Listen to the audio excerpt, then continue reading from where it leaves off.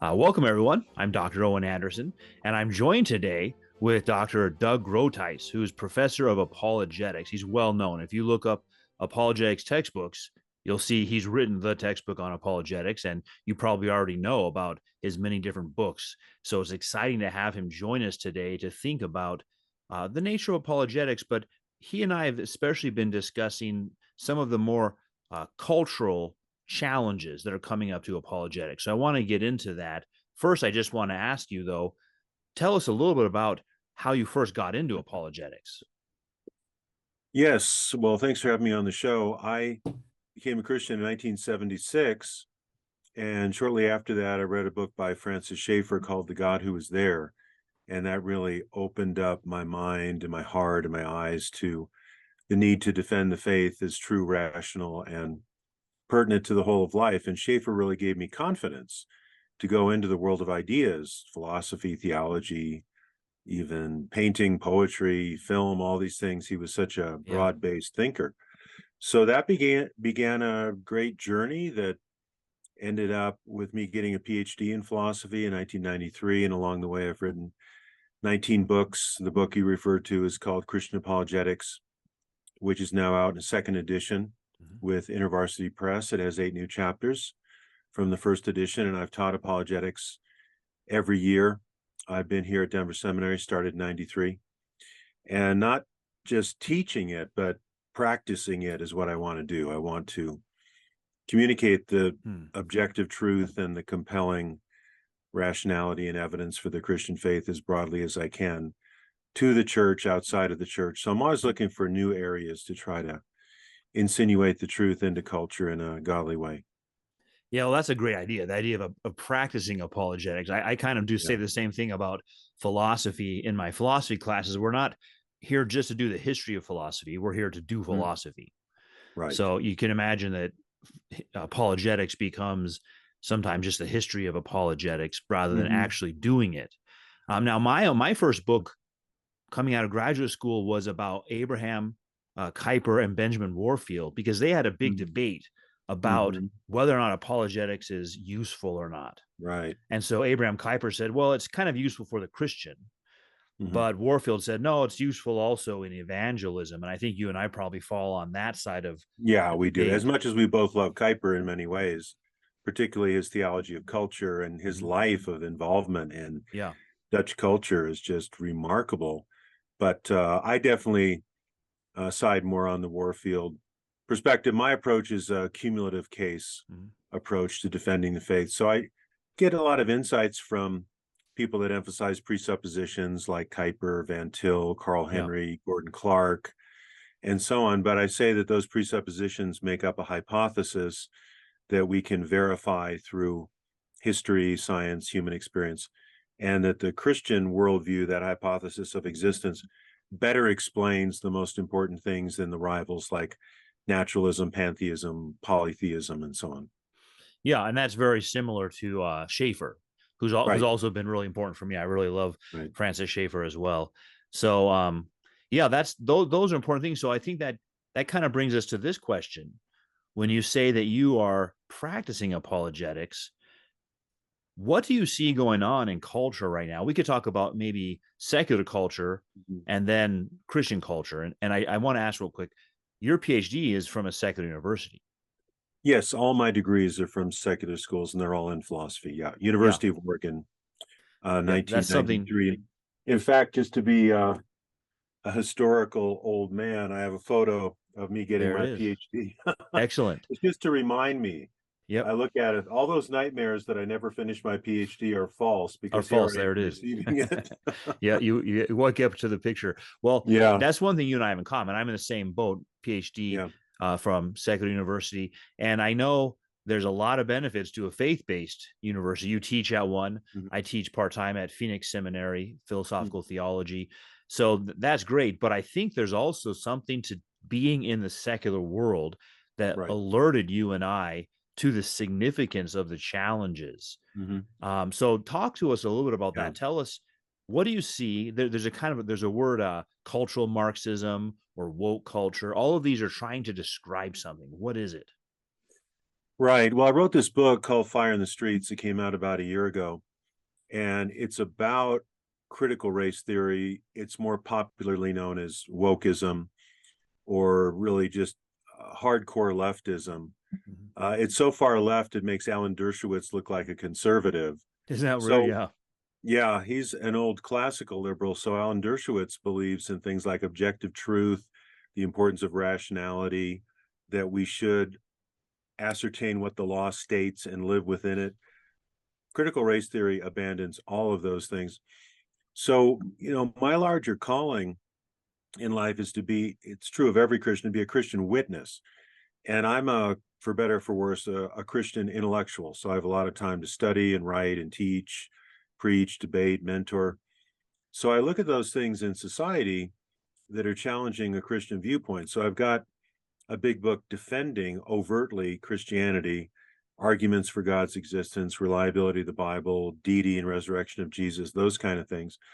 But there are ideologies that come into culture that start to dictate how we view race, economics, politics, and history. And if I think they're false and dangerous, and I think if they're based on a non-Christian worldview, as critical race theory is, then I want to critique those things and approach them from a Christian worldview. So my book, Fire in the Streets, is definitely a logical, historical, political critique of critical race theory, but it's also an apologetic for Christianity, because I say that the Christian worldview gives us an objective basis for universal human rights, the equality of all people, racial fairness in civil society. And I also argue that the American founding, as flawed as it may have been, upheld those ideals, especially with the Declaration that all men are created equal and given certain inalienable rights, such as life, liberty, and the pursuit of happiness. And you're an expert on that. And happiness, it doesn't mean what we mean by that today, Yeah. gratifying your nerve endings, stimulating your nerve endings. It means virtue. Hmm. It means living a good life together with others.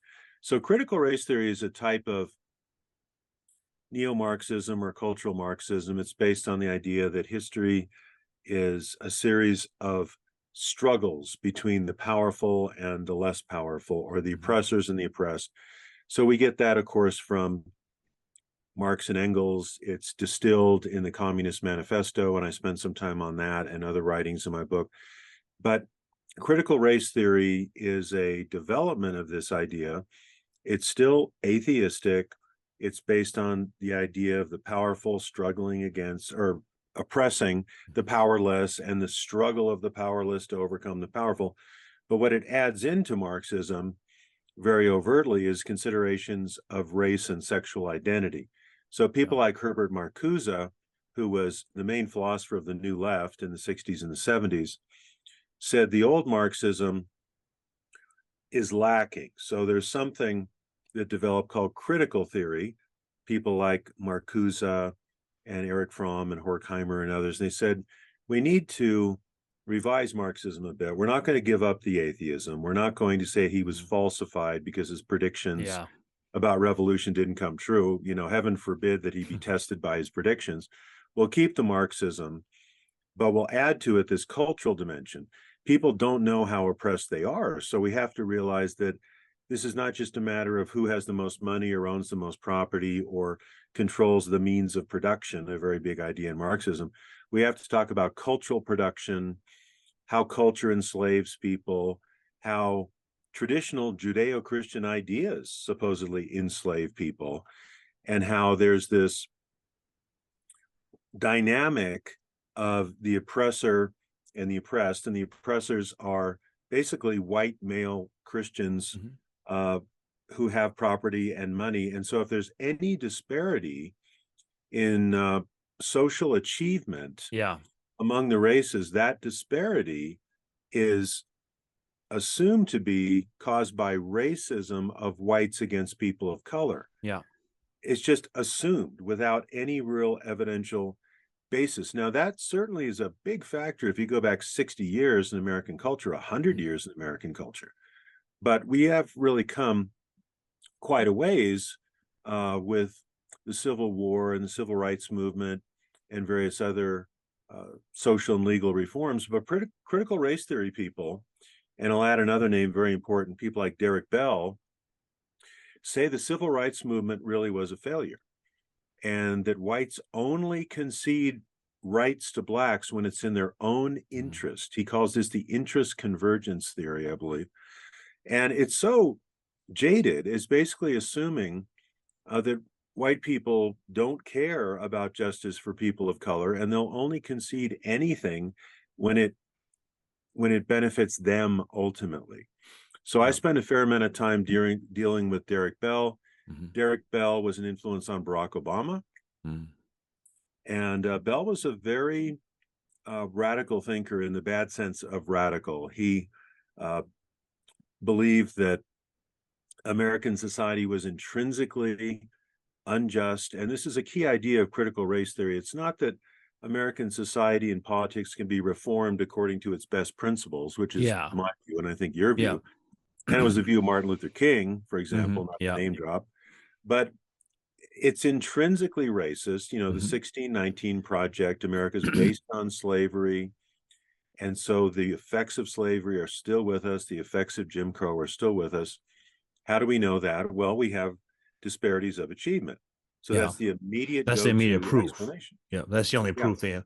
But I think that's interesting. So a number of important things there is, I'm glad you mentioned how the critical theorists critique Marxism, because one thing that happens when I bring up Marxism is that the radical leftists will say, we're not Marxists. And they'll accuse you of being a kind of a Senator McCarthy looking for Marxism everywhere. And so there's shifts in Marxism, but there's a thread of similarity. So there's still this reductionism to material goods. Right. It's an atheistic, materialistic worldview. It's very concerned with economics. For example, you look at the leaders of the Black Lives Matter movement in 2020. Some of them have retired to their 5 homes now with all the money they made. But it's so funny. No accountability about that either. Yeah, you have Marxists who have multiple homes and are living in luxury and talking about how oppressed they are. It's been going on for a while now, really. But if you look at their website, they may have taken it down, but they'll say things like, we want to destabilize the traditional family. Why? Yeah, Because well, that's Engels. Yeah, that's Marx and Engels. Why? The traditional family is a unit of power and authority and tradition. And Marxism has to upend all of that. It has to destroy all of that. That's the whole idea of revolution. It's not reform, it's revolution. In fact, I think it was Patricia Cullors who said, we are trained Marxists. She said this in a video I quoted in the book. Now, what does trained Marxist mean? It means activist. So we're not just armchair people that read our Communist Manifesto and try to wade through Das Kapital. But we're out there in the streets trying to bring the whole thing down. So the new society with the new man and the new woman and the new trans and the new everything will somehow emerge from the chaos and the ashes. Yeah, well, that word activism is so popular in the secular academy. Our students are trained to be activists. And the idea being that they had some very simple moral codes, like leave the world a better place than you found it, which generically sounds fine. But when you cash out, well, what does it mean better? It means all the things you just described. So I think there's something I've often thought Marx, and I might have gotten this from Schaeffer, Marx was the most successful cult leader to date in world history.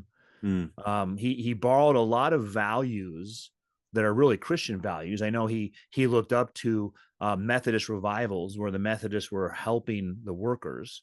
But he took those same terms, emptied them of any Christian meaning. And so a person who is otherwise godless can still say to themselves at night, well, but I'm trying to help other people. And I'm trying to make the world a little bit better place. I hate God. I don't believe in God or Christ as my savior, but I'm doing these nice things. And that's been hugely successful. I mean, it shaped the whole 20th century. It's continuing to shape the 21st century. Well, it does, because one thing that Marx and Engels were good at was inciting passions for change and exposing injustices and laying out a scenario whereby the oppressed triumph over the oppressors. Mm-hmm. That vision is very rhetorically compelling. And it's really to get fallen humans to complain is one of the easiest things in the That's world, right? right. To tell a That's fallen right. human, hey, your life is hard and it's not your fault, Mm-hmm. it's your neighbor's fault. In other words, to get them to hate their neighbor is the Right. easiest thing in the world. Right. And Marxism really thrives on jealousy and envy. And certainly there has been economic injustice, racial injustice in the world. It's a fallen world. Read the scripture on that. And I really appreciate Thomas Sowell's idea that you have two basic visions for politics, the constrained vision and the unconstrained vision. The unconstrained vision is that what holds people back is society. So if you can change the laws, the politics, the economics, people will flourish and we'll have this wonderful utopian outcome. The constrained vision says, no, people are intrinsically selfish. There are limits built into human nature as to what we can achieve. We can't bring heaven to earth. The utopians say we bring heaven to earth, and they create hell on earth. Yeah. Hence the 100 million people killed by Marxist governments in the 20th century, killed by their own governments in the 20th century. So that should be a tip-off right there, that if your philosophy is strongly dependent on the Marxist account of humanity and economics in the state, something is already deeply wrong. And as you know, teaching as a professor at an undergraduate institution, and you also teach at a seminary, a lot of younger folks have no idea what Marxism is. Yeah. Or what socialism has done around the Yeah. world. They're utterly well, and it's just the reverse, because I think, the Cold War, we had the numbers we read on the Western side, which is the 100 million, for example, in Russia and China. But Russia and China had their own claims about us, especially that. I think that's where the focus on slavery would come up. They'd say, well, look at America. Look yes, what right. capitalism gets you. Or they look at industrial oppression in the robber baron age and say, look, that's what the American system gets you, and it's terrible. And so it's true, they don't know about the Marxist side of things, but they're very well versed at repeating the propaganda about how bad the Yes, United States is. right.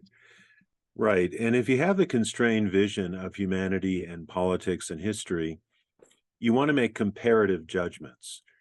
And you don't compare society to absolute perfection. You do in a moral sense, because God is the perfect being. He's perfectly good in all ways. But in terms of what is achievable on earth before the second coming, you have to think in terms of comparative good. So you compare the injustice and the evils of the United States to the Soviet Union, it's not even close. You compare it to Maoist China, it's not even close. Well, and I would say minimally the basic level, here's the difference. You mentioned our Declaration of Independence, which affirms we're created by God. Both the Soviet Union and the Chinese Communist Party are explicitly atheist. Exactly. So that, I mean, Right, so just they have, whatever else happens after that, those well, foundations are and that's different. so significant because that means that there's no doctrine of the intrinsic value of human beings. So there's no idea of universal human rights. The state determines your value as an individual. The state, the godless state, without the fear of God, without the doctrine that people are given certain inalienable rights. The idea of an inalienable right is a deeply Judeo-Christian idea. You don't have it outside of the Bible, essentially. But the idea of rights on a secular account is negotiable. It has to do with who's in power and how crafty they are. It's all about power, manipulation, propaganda, and so on. And in the American founding, you have this deep sense of objective truth and the intrinsic value of human beings. Yeah. And then as that plays out also in the Constitution, that human beings are limited in how good they will be, and there will be an intrinsic selfishness. So we want to have the separation of powers. We don't want to have too much power in any one branch. We don't want authoritarianism. It's really a very brilliant setup. And critical race theory people and people on the far left in general really want to destroy it all. Well, and as you said, they will look at statistics showing disparities and then say those disparities are by definition racism. Now, when you point out that a minority group does well, like, for example, Asians do very well, they'll still rewrite that to say that also is due to some other kind of racism. And so there's this Yeah. hub, it's called intersectionality, as you know, and Hmm. this central hub is whiteness, they call Right. it. Yeah. But I think when we look into it, what we'll really find is that whiteness stands for Christianity, and maybe especially this Hmm. Protestant version that's shaped the United States. And Hmm. so the attacks will be at God and the Bible once you get past kind of the superficial questions about Right. what whiteness counts as. Right. Well, you really see that with the Black Lives Matter material and other material, that there is an opposition to an absolute objective moral authority that governs human beings. So it's ultimately all in our hands. And so, if that's your viewpoint, then the American founding and the Constitution has to be discredited completely. So you say, well, Jefferson owned slaves. Well, he did, but someone can write better than they live. Mm-hmm. And moreover, Jefferson, as I understand it, was a bit conflicted about the situation. So I think what we have to do is look at the text and say, what does the text say? Is it true? And it is true. And we've got all this Christian apologetics to back up the existence of God, the uniqueness of human beings, the fallenness of human beings. Blaise Pascal wrote so brilliantly on the greatness and misery of humanity. I've done a lot of work on that. So we look at that and we say we have a very solid foundation to build on. We're not the new Israel.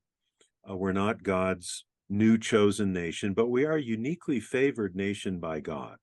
This idea of the American experiment is unique in the history of all the nations of the world. Yeah. And I, for one, and you, for two, want to defend it and reform it according to its highest ideals and best principles. But Yeah, that that's is a good way to not put it. true of wokeism. It's not Yeah. true of critical race theory at all. Even freedom of speech is viewed as oppressive because Well, freedom I of don't know if you speech gives white males like us the opportunity to talk, and we're supposed to shut up and listen to everybody else. Yeah, I don't know if you might know that two of my colleagues at ASU wrote an article for the Chronicle a few weeks ago saying it's just explicit. Freedom of speech is a problem because it allows right wing free speech, and I was Mm-hmm. very thankful for the Right. argument because they said the quiet part out loud, so to Yeah. speak. Now Right. it's there on Right. record. Yeah, they aren't they didn't say we're concerned about money in general. They're concerned about right wing money. Left wing money is fine. Right wing money coming to the university to shape things is a problem. Now let me Mm. try to I don't know if play devil's advocate for a little bit, just in this sense. You and I both Sure. probably know faithful Christians who subscribe to DEI, and they do it in the following way. And DEI being diversity, equity, inclusion is kind of the phrase used now to get this stuff into schools, into businesses. But they would say, look, it's not cultural Marxism. All we're doing, especially in schools, is we're looking at the fact that some students have a harder time than others. And we're trying to assess what that harder time is and help them do better. That's all it is. And to say Mm. it's Marxism is just outlandish. We're just trying to apply Christian values even to helping people in society who are having a hard time.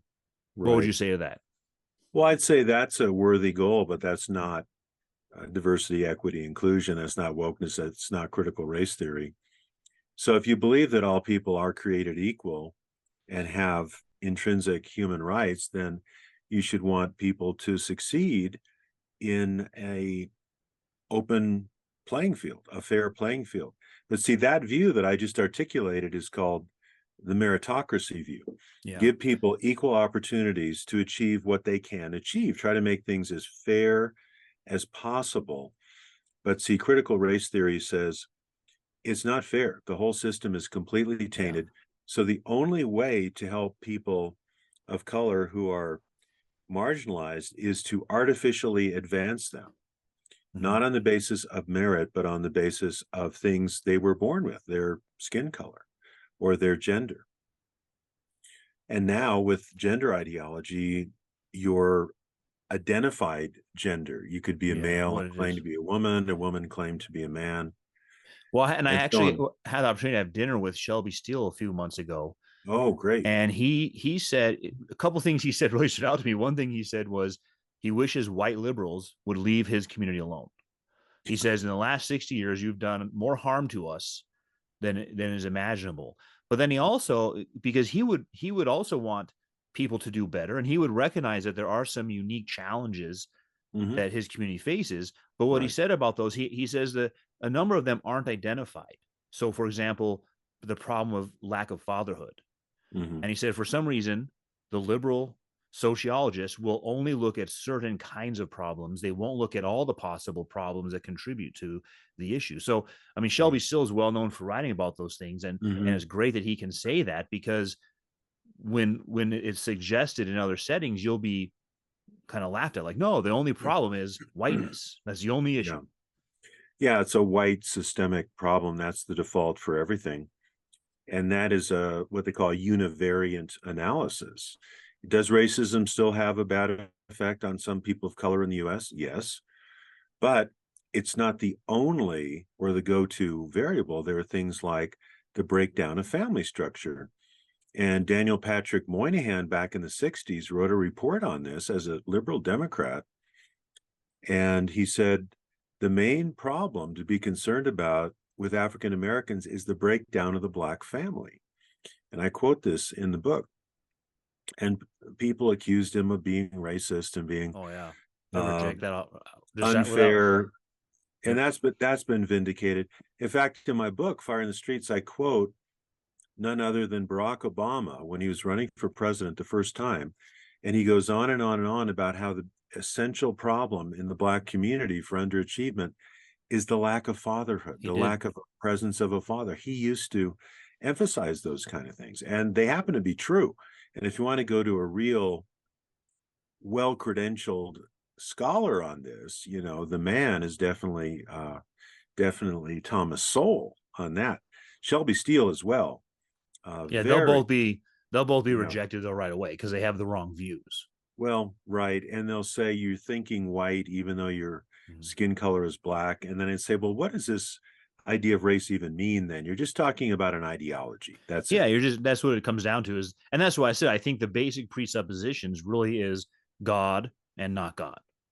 Yeah, And it is. it comes out of those two. So somebody who, a well-meaning Christian who says, I just want to help underprivileged peoples, can get caught up in a system of thought Mm-hmm. which is Mm-hmm. really anti-Christian. And I've encouraged Right. them to say, look, you should retain the desire to help people. You should rethink the system you're working within. Exactly, because there's so much in scripture about caring for the downtrodden, the orphans, the widows. Jesus said, as you've treated the least of these, so you've treated me in Matthew 25. But then the issue is, well, what actions and what political philosophy best serves people who Yeah. have been marginalized? And the left says it has to be from the top down, it has to be state control, socialist redistribution of wealth, and with DEI, the top down assignment of people in roles according to race, not according to merit. And that's where I say we need to rethink those Well, and things. also And if you really, yeah, go it's ahead. purely materialistic. Yeah, So right. they're going to help you get maybe a better income, a better education to get a better income, a nicer house, a nicer car. But at the end of the day, when you say, I still have these deep spiritual problems, there's no solution from Marxism. Mm-hmm. No, And we know, I mean, the book Brave New World addresses this. You can have a society where everyone has the stuff they need. They even have free drugs from the government, and life is still empty and meaningless. And right. so there's Right. no solution for that. What they try to do with it is they say, well, you choosing your own meaning is our solution. And that's where we get to the idea that there's infinite genders and infinite ways of Yes, pleasing right, yourself through sex, because you're just trying to find your own meaning. right. Well, and that's the primeval, primordial sin. You shall be as God, Yeah, determining for yourself good and evil. exactly. That's And one where thing we're at. I've been thinking about, I was recently reading through the book of Amos, and Amos has this great verse, chapter 8, verse 11, where God says, I'm going to send a famine in the land, not a famine of bread, but a famine of the word of God. Mm, And I think about how that's the worst famine you can get, right, a right. famine of the failure to know God. And so you might have a very opulent society, and yet they're starving to death for the bread of life. Yes, And remember, right. even in the New Testament, Jesus chastises those who followed him. He says, "You just follow me because I gave you bread." Mhm.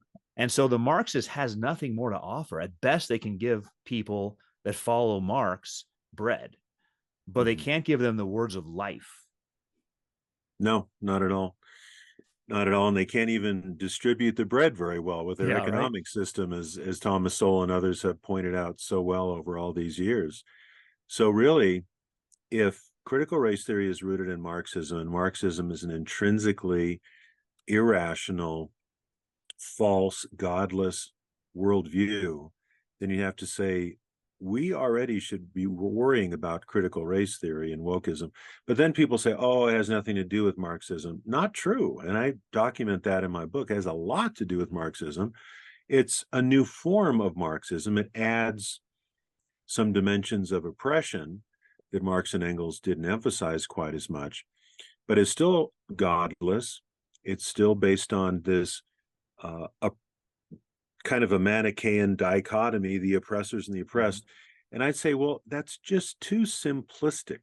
So let's take uh, someone in Appalachia, let's say a white man in Appalachia who lives in a broken down trailer, who's third generation welfare, and he's white and male, and he goes to a little Baptist church. Well, he's an oppressor. And the president of Harvard University, Professor Gay, is oppressed because she's a female and she's Black. And she's recently been called to account, not only for her irresponsible comments about anti-Semitism at Harvard, but because it looks like she's a serial plagiarist. And I've been following this recently. I've been looking at the details because, we're academics, and Yeah. plagiarism is like an unforgivable sin in the academy. Mm-hmm. Pretty obvious that she has repeatedly plagiarized in her dissertation and throughout her career. Yeah. And Harvard just decided, we're not going to Doesn't discipline her. matter. We're not going to Yeah. do anything. Why? Well, she's at the top of what Ben Shapiro calls the intersectional hierarchy. Mm-hmm. So she's a woman, she's Black, maybe she's not a lesbian, that would help even more. But anyway, she's a woman and she's Black. And so she's plagiarized and she said terrible things about the policies of her own school. But she gets a pass because you've got to artificially promote people and preserve people on the basis of unchosen, unalterable features of their being, like their skin color. Well, and as I read what Harvard's board said about the plagiarism, I thought to myself, I hope my students don't read this, because if I Yeah, catch them right. doing that and they respond back, they can say, I'm just quoting what many consider to be the best university in our country. The plagiarism is not a big deal. I put a question mark in the wrong place, or a quotation mark in the wrong Yeah, place.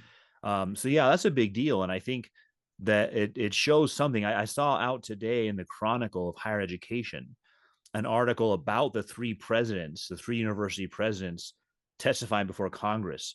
And the article said that they testified exactly how they should, which as academics. And what that means is we academics, what they should have put in brackets is academic skeptics. And the idea is we don't really know anything. We just problematize questions. So we don't like Mm. simple answers. Mm. We like it that there's no answer. And so if you have a simple answer, like don't have anti-Semitism on campus, Mm. leave it up to an academic to make that complicated. And I Yeah, thought the Chronicle just keeps doing us favors by showing us the poor condition of the academy in the United States. right. Well, whatever happened to truth and rationality and marshaling evidence to reach sound conclusions and then opening it up for debate? That's what philosophy is at its best. Well, I think at the See that? bottom line, at the bottom of it, though, they're all saying they're academic skeptics, right? They would say Yeah, there aren't those things, and what you claim to be those things are oppressive systems. right. Yes, exactly. So this goes back to a lot of the thinking of postmodernism, and I wrote about this in my book, Truth Decay, back in 2000. The idea is that if you have a meta narrative that claims objective truth, you will intrinsically oppress people, which is not true. It depends on what that meta narrative is. Mm-hmm. If it's the Christian worldview, well, then all people have individual rights, and we should love our neighbor as ourselves and love our enemies and care about the marginalized and so on. If that's your worldview and you're true to it, it's the opposite of leading to oppression. It leads to liberation. Jesus came to set the captives free. And societies that live by Judeo-Christian values will thrive more than those that don't Yeah. overall. And even atheists now, like Tom Holland in his book Dominion, are saying, well, I'm an atheist, but the best things about Western civilization come from the Bible. Uh-oh. Yeah. You know, what do you know? That could be a mark of its truth. Yep. And I Well, think you it even is a have mark of its truth. the comedian Bill Maher making statements about this as well, and seeing how outlandish the new left is, and he's is a hardcore atheist, Right. usually making fun of Christians, putting them down, and so Yeah. you do see a number of figures like that who are kind of shocked about how far it's gone. And I think that's one of the benefits of our current situation. Many people might say, and they'd be right, that this is a very dark age. Yeah. But what that means is the light shines even brighter by contrast. And so I think that the darkened mind and the extent it's gone to, where you have all these claims about white supremacy is built into everything, even if you're not white. If you speak up, now Mm-hmm. you're a white supremacist. There are infinite genders, whatever you want, and you have to say these things or you'll be silenced. And that's called free speech, by the way. Mm-hmm. It's such a upside down system that people are saying, Right. hey, we can't take this anymore. Well, you hope that people will see that it's a reductio ad absurdum, but some people will see a reductio ad absurdum and just say, well, that's just the way it plays out, and that's the only way we can view the whole thing. I recently wrote an essay on my blog called The Metaphysics, I think I call it The Philosophy of Free Speech. You know, free speech is not just a taken for granted value that people are born with. Yeah. It's a hard-won right throughout the history of Western civilization, and it's really rooted in Judeo-Christian ideas about the objectivity of truth, the importance of conscience, and the need for rational dialogue and discussion. When those are gone, what's holding up free speech as a value? No, you have to have controlled speech. And a lot of that goes back, as you know, to Marcuse, in his essay on repressive tolerance, which came out, I think, in the 1970s. He said, no, you don't give free speech to the oppressors because they'll use it to further oppress minorities. You have to silence the people you disagree with. And he meant people who are not supporting the new left. That was, what, 45, 50 years ago. Well, now the stormtroopers are out there enforcing the orders, you know, from Colonel Marcuse and trying to shut people like us up.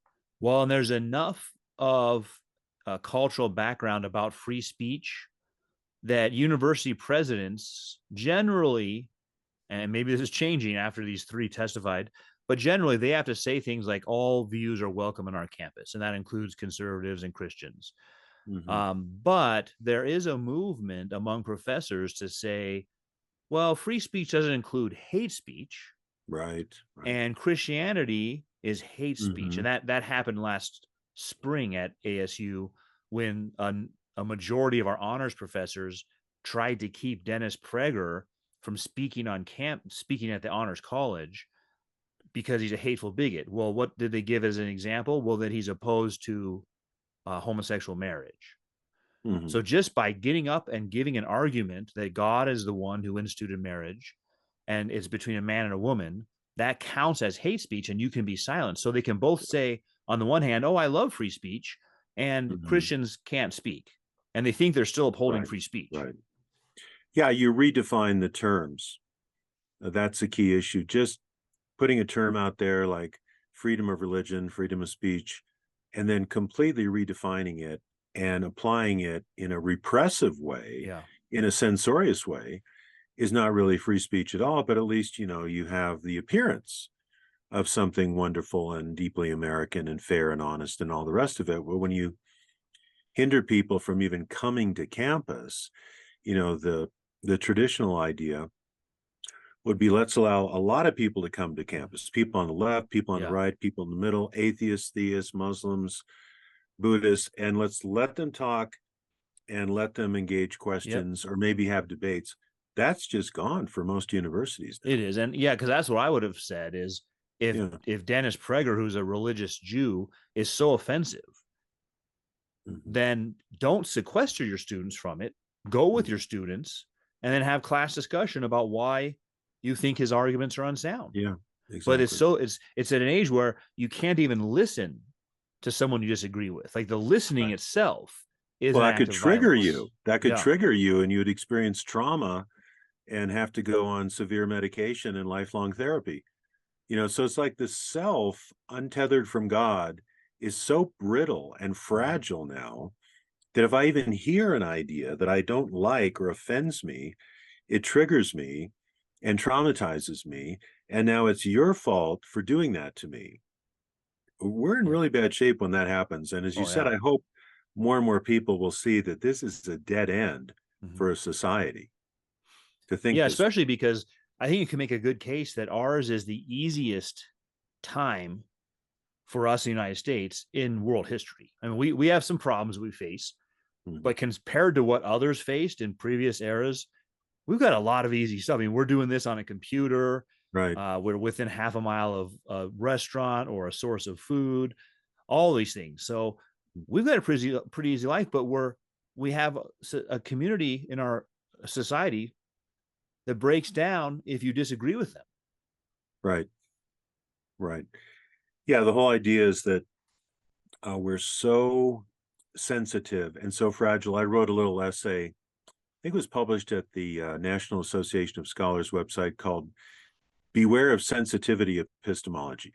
Hmm. And this actually was engendered by a situation I had in the classroom, even at Denver Seminary, where some students really took offense when I defended the traditional view of human sexuality. Really? Wow. And they were defending transvestitism, and they were Hmm. upset that I used the word transvestite because that's a shaming word, and so on. And we spent 45 minutes talking about this. I hadn't even planned on discussing it in that particular class. No, the Denver But Seminary. yeah, it was. And I'm not saying that's most of our students, but it Sure. was at least two of our students. So I wrote this little essay about avoiding sensitivity epistemology. And that's basically the idea that whatever I'm sensitive to or upsets me or bothers me or offends me is necessarily wrong, and you have to apologize for it, and there's no possible evidence for it. Mm-hmm. That's the way a lot of people operate. Not to caricature, but a lot of people under 30 operate like this. I've been a full-time professor now. This is my 31st year. And early on, I'd say the first 15 years, the classroom would be a place where we could debate and throw Yeah. ideas around and really get into it. And I would defend something, and the students would Mm-hmm. push back, and I'd say, give me your best shot. Let's go at it. Yeah. Things are really not so much They're like that. not. And one No. thing, this is bringing up Bill Maher again, the comedian, because comedians like him and Jerry Seinfeld are saying they will no longer do shows Yeah. at colleges or universities Mhm. because there's no sense of humor anymore. Yeah. And Right. and I'm also old enough to remember college humor used to mean irreverence. Like Mhm. whatever your culture holds up as untouchable, college humor would make fun of it. Monty Python or Yeah. whatnot. Right. And now I don't. There's no such thing anymore as college humor. Yeah. I think of the book of Isaiah, where Isaiah says, my people do not know how to blush.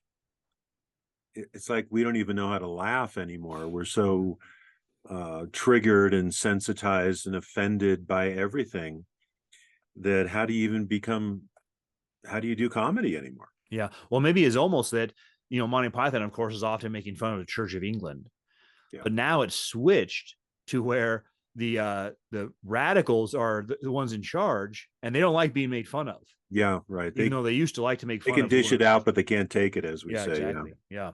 Yeah. So one last question I have for you is, what's the solution? And here's what I'm asking.